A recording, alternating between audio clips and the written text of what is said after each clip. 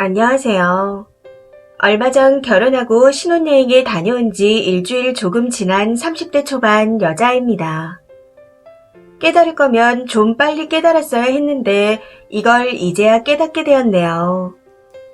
저 아무래도 결혼 망한 것 같습니다.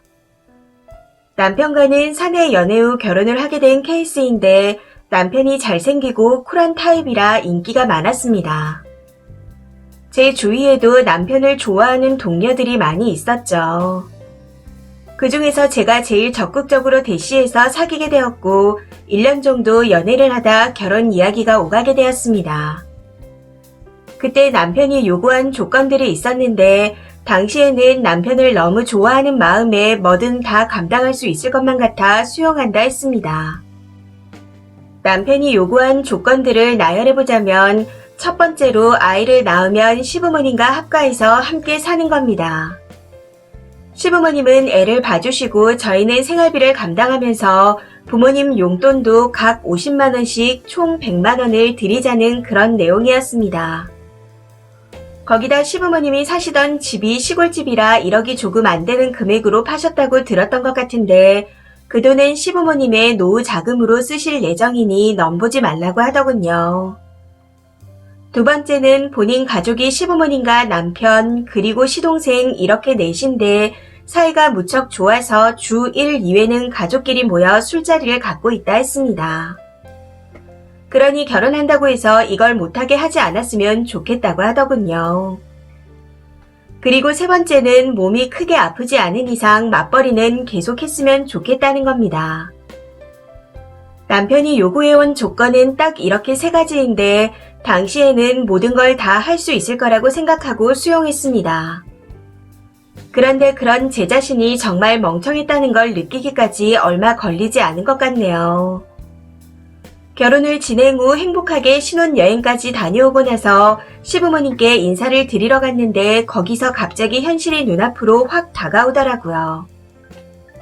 현재 시부모님은 2년 전쯤부터 본인들의 집을 팔고 경기도의 시동생네와 합가해서 살고 계십니다.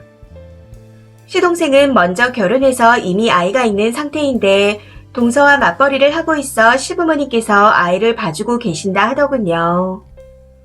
그렇게 시동생 집에서 지내시다 나중에 저희 아이가 태어나면 저희들 집으로 오실 계획이신 거죠. 여기서 더 문제는 시조부모님입니다. 지방에 계시는 조부모님께서 저희 결혼식을 보러 오셨는데 결혼식 2주 전부터 올라오셔서 시동생네에 계셨습니다. 저희 행사 때문에 조부모님까지 올라와 계시니 미안해서 제가 동서한테 선물을 따로 챙겨줬었기에 언제 오셨는지 잘 알고 있었죠. 어쨌든 이런 부분들을 이미 다 알고 있는 상태에서 시동생네로 인사를 갔었는데 조부모님이 여전히 시동생네에 계신 겁니다. 이야기를 들어보니 이왕 오신 김에 더 있다 가신다고 하셨다네요. 시동생네가 3룸이긴 하지만 그렇다고 그렇게 넓은 편은 아닙니다. 그런 집에 어른 6명에 애기 1명까지 더하니 정말 복작복작 하더라고요. 그 인원이 다 지낼 수 있을 만큼의 평수가 아니라서 그런지 더 복잡하게 느껴졌던 것 같습니다. 거기다 저희까지 인사를 드리러 갔으니 상황이 어떤지는 말 안 해도 아시겠죠. 사실 동서를 결혼 전에 두어 번 봤었는데 볼 때마다 느꼈던 건 항상 몸이 건조하다는 거였습니다. 남편에게 살짝 이야기를 꺼냈더니 재수씨가 성격이 좀 무뚝뚝해서 그래 하고 말하기에 그냥 그런가 보다 했었죠.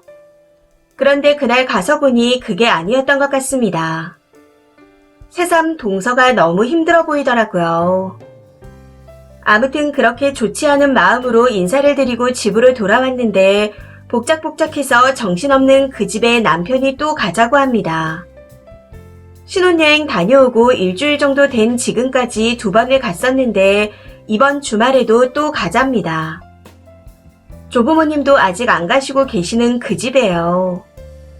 저희가 가면 조부모님, 시아버님, 남편과 시동생은 술 마시며 수다 떨고 TV를 보시고 시어머니와 동서 그리고 저는 음식하고 치우고 수다를 좀 떨다가 또 음식하고 치우기를 반복합니다. 이걸 두어 번 정도 하고 나니 나중에 학가를 하게 되면 제가 어떤 생활을 하게 될지 눈에 훤히 보이는 것 같더라고요. 정말 심장이 덜컥 내려앉는 느낌이었습니다. 행사가 있을 때마다 조부모님이 오셔서 오랫동안 머물다 가실 것 같고 저희 아이가 태어나서 학가를 하게 되면 시부모님이 돌아가시기 전까지는 절대 분가를 못할 것 같다는 생각이 강하게 들었거든요. 결혼 전 애 낳고 나서 시부모님과 학가하는 걸 동의했다는 말에 친정 엄마가 네 무덤 네가 판다 하시며 뭐라고 했었는데 정말 그 말이 딱 맞는 것 같습니다. 친정 부모님은 처음부터 얼굴만 봐줄만 하지 성격이 별로라고 남편을 반대했었거든요. 지금에 와서 내가 너무 섣불렀다 하는 생각이 드는데 이미 결혼을 해버린 상태네요. 요즘은 받는 만큼 하는 거라고 하던데 저는 시댁에서 받은 게 1도 없습니다. 10원짜리 하나 안 받았어요. 물론 저희 친정도 딱히 지원을 안 해주셔서 거기에 대한 불만은 없었는데 막상 눈앞에 일이 닥치니 너무 후회가 돼서 금전적인 부분까지 생각하게 됩니다. 참고로 결혼은 전부 저희 힘으로 진행했습니다. 신혼집도 남편 8천, 저 1억 3천에서 작은 투룸 아파트를 구했고 예단 예물도 다 생략하고 결혼반지 예복 등 기타 비용은 다 반반했습니다. 신혼여행 갔을 때까지만 해도 정말 너무 행복했었는데 시동생네 2번 다녀오고 나서 현타가 와버린 것 같습니다. 그렇다고 결혼하자마자 이혼도 하기 싫어서 어떻게 해야 할지 모르겠네요. 남편은 여전히 너무 좋은데 제 앞에 다가올 미래가 너무 암담해서 무섭기까지 합니다. 저는 앞으로 어떻게 해야 할까요? 댓글입니다. 첫 번째. 어쩜 이렇게까지 멍청할 수가 있지? 지 무덤 지가 판 거라 뭐라 조언도 할 수 없네요. 그냥 신체 포기각서 쓰고 돈 빌려놓고 어쩌죠? 진짜 제 심장을 떼어간대요. 하는 걸 보는 느낌입니다. 두 번째. 개인적으로 남자가 못됐지만 여기서 잘못한 건 님이네요. 학가고 뭐고 다 님이 수용하자고 한 건데 이제 와서 왜 그래요? 그걸 어떻게 하냐고 왜 물어봐요. 이혼할 거면 님이 가정 파탄 책임을 지고 돈으로라도 보상해줘야 하고 계속 살 거면 노예처럼 살아줘요. 사회에 풀어놔서 다른 여자 인생 망치게 두지 말고요. 세 번째. 어차피 계속 맞벌이 하자는 거니까 애를 안 낳으면 학가는 안 하게 되는 거고 가족 모임은 가지 말라고 하지만 않으면 되는 거니 님만 빠지면 끝 아닌가요? 네 번째. 그런 생각이 들었으면 빨리 유턴하세요. 애 생기면 끝장이고 결혼생활 길어지면 출산, 학가, 맞벌이에 수긍한 이유로 쓰니 유책 사유가 많아서 위자료를 더 물어야 합니다. 그나마 해간돈도 재산 분할을 해야 해요. 지금은 기간이 짧아서 피는 덜 보겠죠.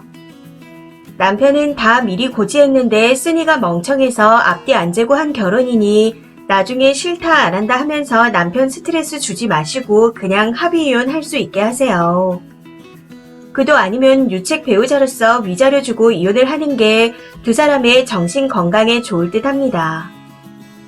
물론 남편이 이혼 안 해주려고 하겠지만 솔직하게 현타 와서 못하겠다고 미안하다 하면서 잘 얘기해보세요. 다섯 번째. 벌써 혼인신고까지 마치신 건가요? 이혼하는 것도 엄청 어려울 듯 하네요. 남자는 속인 거 없이 다 말했고 님이 받아들이고 결혼을 한 거잖아요. 남자가 잘못한 거 자체가 없어서 님이 이혼 소송을 할 수도 없어요. 남자한테 빌면서 합의 이혼 해달라고 하는 게 유일한 길인 것 같은데 참 어렵겠네요. 여섯 번째. 투룸에서 시부모 모시고 산다고요? 님 잠잘 곳은 있어요? 진짜 희한하네요. 왜 그러고 사는지 모르겠어요. 뭐 또라이 하나 수고해주셔서 감사하긴 한데 님이 정신이 제대로 박혀있다면 조만간 이혼난 매물 하나 나오겠네요. 근데 제가 볼 땐 님은 그냥 그러고 살 것 같은데 절대 애는 낳지 마세요. 애가 불쌍합니다. 일곱 번째. 그래도 혼인신고 전이면 이혼하세요. 님 인생을 시가 싣고 뒷바라지 하는데 낭비하지 말고요. 남편이 얼굴로 돈 벌어오는 것도 아니잖아요. 이혼 안 하고 그대로 살면 투룸 아파트에서 시부모에 시조부모까지 아주 바글바글 하겠네요. 동선의 집에 결혼 2주 전에 와서 신행 다녀오고 일주일이 지난 현재까지 있는 거 보면 조부모도 학가각 아닌가요? 3대가 아주 화목하게 지내겠어요. 이 사연은 여기까지입니다. 시청해주셔서 감사합니다.